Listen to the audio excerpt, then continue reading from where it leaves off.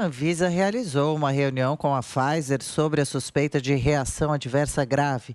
A agência afirmou que até o momento os benefícios da vacina ainda excedem significativamente os potenciais riscos e disse ainda que vai continuar investigando o caso.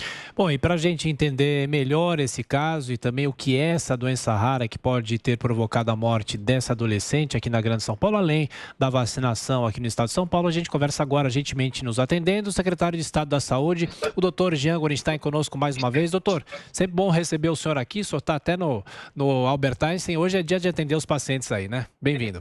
Sem dúvida, Tiago, Adriana, bom dia a vocês, bom dia a todos os ouvintes da Jovem Pan. É sempre um prazer poder estar conversando com todos no sábado e trazendo informações que são sempre muito importantes. Muito obrigado. Bom, secretário, acho que para esclarecer o nosso público o que é essa doença rara que essa menina tinha e, ao que tudo indica, a morte dela não foi provocada pela vacina. Isso provocou uma crise com a suspensão da vacinação de jovens, de crianças. De que forma essa doença age? O que o senhor pode falar para a gente, por favor?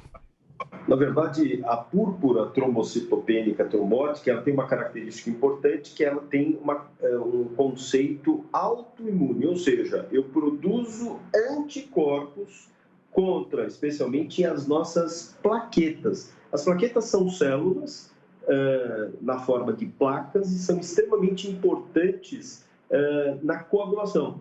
E essa coagulação acontece a todo o momento. Se eu dou uma batidinha no braço, no pé, eu tenho pequenos sangramentos e a plaqueta logo faz o seu papel. Quando eu tenho uma doença que produz anticorpos, olhando essas plaquetas como não sendo próprias do organismo, eu passo sim a fazer com que essas plaquetas caiam, a chance de eventos, especialmente hemorrágicos, de sangramento, passem a também acontecer. Então, dessa forma, essa é uma doença que merece realmente uma atenção e ela passa a ter gatilhos em qualquer situação, sejam em curso de infecções, fazendo então com que eu acabe produzindo anticorpos, por exemplo, para um vírus, e esses anticorpos, eles são como se fossem míopes, eles olham aquela plaqueta e dizem, olha, não é minha não, e vão lá e atacam.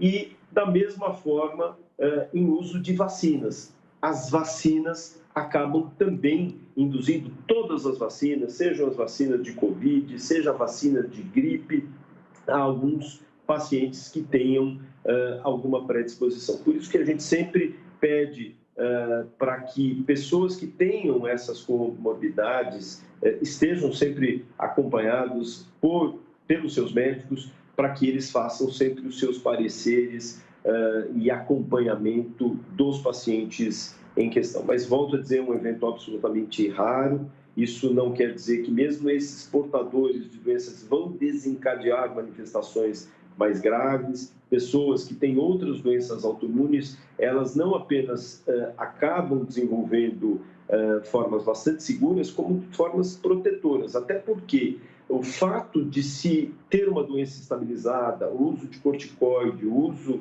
de imunossupressor, faz com que a doença não esteja em atividade. E aí deve ter sido a grande diferença dessa jovem, infelizmente, que perdeu a vida, e nós temos solidarizados com os familiares por uma perda tão precoce de uma jovem adolescente. Claro.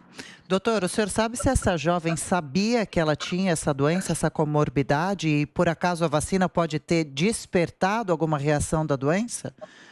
Eu não gostaria muito de discutir o caso, até por uma questão ética, né? Isso tem sido levado a público. O que eu trouxe até aqui são dados que saíram no próprio relatório.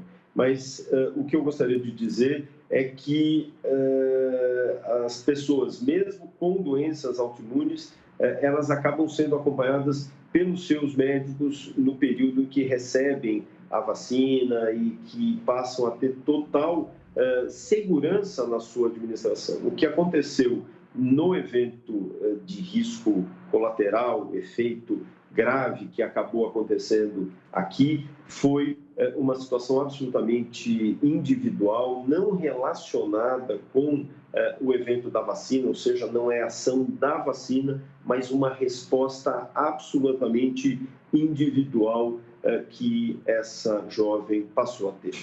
Secretário, claro que a preocupação agora dos pais, né? Se vacina ou não vacina os filhos. O senhor acha que o governo, a orientação do Ministério da Saúde vai ser de retomar essa vacinação? De que forma também São Paulo vai se comportar em relação a isso a partir de agora? São Paulo sempre se manteve com a mesma posição. Nós não mudamos desde o dia 18 de agosto a nossa posição frente à manutenção da vacinação com os adolescentes. Entendemos que em nenhum momento havia uma associação com a vacina. A única associação era temporal, mas nada além do que isso. Dessa maneira, nós mantemos a nossa posição. Eu espero, sim, que o Ministério faça uma revisão rápida da sua posição, reveja o quanto isso causou de estrago, infelizmente o nome correto, o quanto isso causou estrago para o nosso processo de vacinação, porque isso passa a trazer dúvidas, medos, receios inclusive não só daqueles que estariam levando os seus filhos para vacinar, como aqueles que já vacinaram. Então, eu quero deixar muito claro que nosso programa de vacinação estadual, ou mesmo nacional, ele segue todas as normatizações técnicas seguidas pelas agências, especialmente a nossa grande agência, a Agência Nacional de Vigilância Sanitária, que tem uma responsabilidade técnica muito grande.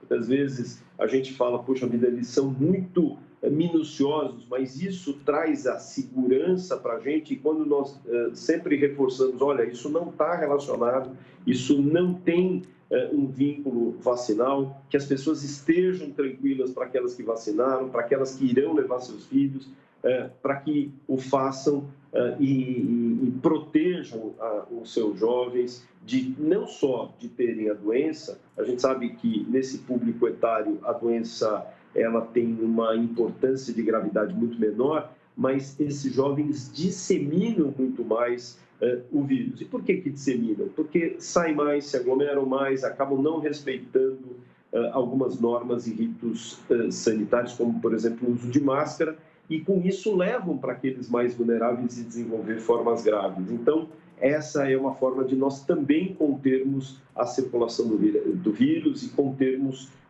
a pandemia. E, por outro lado, à medida que o vírus circula mais, maior a chance de se desenvolver as variantes como a gama, como a delta, que pode ter um potencial muito mais deletério, muito mais alastrador. Então, nós temos que continuar com as medidas de vigilância que são feitas, o uso de máscaras, que é obrigatório no estado de São Paulo, não será revogado enquanto nós não tivermos o controle da pandemia. A vacinação, São Paulo é o estado que mais vacina, e se São Paulo fosse um país, nós vacinamos mais do que Estados Unidos, Canadá, Itália, França, Israel, ou seja, estamos vacinando, temos 98% da nossa população adulta vacinada e 50% da nossa população total com as 2 doses de vacina, ou seja, nós estamos vacinando e é isso que temos que continuar a fazer. Que ótimo, perfeito. Secretário, aproveitando a presença do senhor, mudando um pouquinho de assunto, como estão os estoques de imunizantes nos postos de vacinação do estado de São Paulo? As AstraZenecas já têm esse imunizante especificamente para a segunda dose para todos? O desentendimento entre o governo do estado de São Paulo e o federal passou? Pois é, nós não fazemos estoque aqui em São Paulo de vacinas. A gente sempre coloca que a vacina ela tem que estar no braço da nossa população para protegê-la. Dessa forma, tudo que nós recebemos de vacina, seja do Butantan, seja do Ministério, quando eu digo Ministério, eu estou dizendo AstraZeneca e Pfizer, nós distribuímos. O que houve que na semana passada nós tivemos um número menor de 1 milhão de doses da vacina. Tivemos ao longo dessa semana um repositório, mas esse repositório não aconteceu de uma forma tão fraterna e amistosa. Aconteceu porque o próprio Supremo Tribunal Federal se colocou reforçando a importância de se entregar para os estados, incluindo São Paulo, a segunda dose da vacina. Nós não podíamos deixar nenhum cidadão sem o direito de vacinar. E isso é um dever do Estado. Por isso que criamos aquela campanha emergencial de fazermos a segunda dose da Pfizer. Felizmente, com a normalização da entrega, retomamos a segunda fase agora com a Astra, estamos dando segunda dose com Pfizer para aqueles que são merecedores de Pfizer, e estamos vacinando com Pfizer os adolescentes. Além do que, estamos fazendo a terceira dose da vacina para aqueles que são mais vulneráveis, que são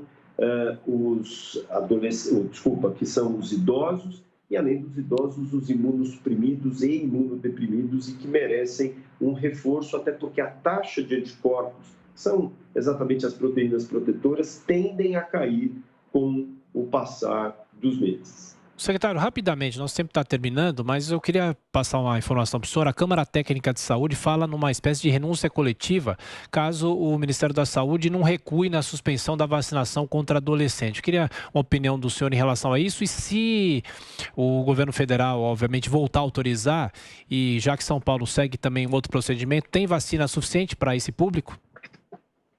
Todos os programas que são instituídos de vacinação, especialmente no programa estadual de imunização, programa esse que é liderado pelo governador João Dória e pelo vice-governador Rodrigo Garcia, e tem a presença de técnicos, médicos e, inclusive, equipes do próprio Butantan. Nós definimos todos os estoques e estratégias baseados nas referências que são dadas pelo Ministério da Saúde. Então, nós seguimos as informações. Se eles nos dizem que irão nos ofertar, nós temos como planejar, estruturar as nossas estratégias. Eventualmente, foi o que aconteceu na semana passada, e que já aconteceu pontualmente em outras, nós recebemos um quantitativo a menor. Isso frustra estratégias de ação dos 645 municípios, mas o pior, frustra a expectativa da nossa população. Com relação a essa possibilidade de evasão da Câmara Técnica desses médicos, são médicos que fazem uma orientação ao próprio Ministério de todas as estruturas, as definições estratégicas que devem ser tomadas para cada grupo, qual que deve receber vacina, qual que não deve. Inclusive, muitos deles são médicos nossos aqui de São Paulo, também nos reforçam dentro do nosso comitê científico, e dessa forma se sentiram extremamente desagradados a partir do momento que eles não foram consultados para que o ministro tomasse essa posição. Então, é exatamente uma sensação de desagrado desse grupo, que entende que não foram consultados, e essa estratégia tomada pelo Ministério foi catastrófica para o Plano Nacional de Imunização. Por isso, eu imagino que o ministro, assim como o próprio Ministério, nas suas câmaras técnicas, revejam de uma forma muito rápida, tentando reparar esse erro. Secretário Estadual da Saúde aqui de São Paulo, Dr. Jean Gorenstein, mais uma vez, obrigado pela atenção, pela gentileza, bom sábado de trabalho. Um abraço. Muito obrigado a vocês, é sempre um prazer estar conversando com você, Tiago e Adriana, e a todos os ouvintes da Rádio Jovem Pan. Muito obrigado.